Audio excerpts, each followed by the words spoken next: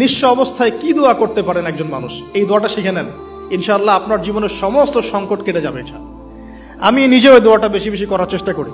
দোয়াটা হচ্ছে, মুসা আলাইহিস সালাম একটা গাছের নিচে হেলান দিয়ে বসলেন, বসে দেখলেন দুইজন মেয়ে দাঁড়িয়ে আছে দূরে, পানি নিতে পারছে না, লোকজন পানি নিয়ে যাচ্ছে, ওরা দাঁড়িয়ে আছে বেচারি। মুসা আলাইহিস সালাম গিয়ে বললেন, কি সমস্যা আপনাদের? এটা নিয়ে আপনারা আবার মেয়েদের সাথে কথা বলার চেষ্টা করেন না, ঠিক আছে? তো মাহারাম গায়রা মাহারাম মেনে চলে। তারা বললেন যে আমাদের বাবা অনেক বৃদ্ধ মানুষ, আমরা পানি নিতে পারি না যতক্ষণ না আমাদের কম পানি নিয়ে চলে যায়। মুসা আলাইহিস সালাম একটু বললাম না, ফিজিক্যালি খুব স্ট্রং ছিলেন, থাকে না বডি বিল্ডার, সামনে গিয়ে কথা বলে সরো পানি নিতে দাও, তখন মানুষ একটু মূল্যায়ন করে না। তো মুসা আলাইহিস সালাম এভাবে পানি নিয়ে দিলেন এবং বাছুরদেরকে পানি পান করালেন, করিয়ে গাছের নিচে এসে বসে আছেন।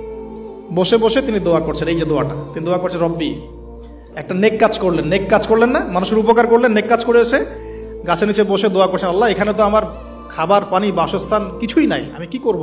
রব্বি ইন্নী লিমা আনজালতা ইলাইয়া মিন খায়রিন ফাকির, রব্বি ইন্নী লিমা আনজালতা ইলাইয়া মিন খায়রিন ফাকির। আবার বলেন, রব্বি ইন্নী লিমা আনজালতা ইলাইয়া মিন খায়রিন ফাকির। অর্থ হচ্ছে, হে আল্লাহ, তুমি তোমার পক্ষ থেকে আমার উপরে যে নিয়ামতগুলো দিবে, আমি এর জন্য ফকির হয়ে বসে আছি। অর্থ বুঝে পড়বেন ভাই, নামাজ রোজা হজ জাকাত যাই করেন আল্লাহর ওয়াস্তে অর্থ বুঝে পড়বেন।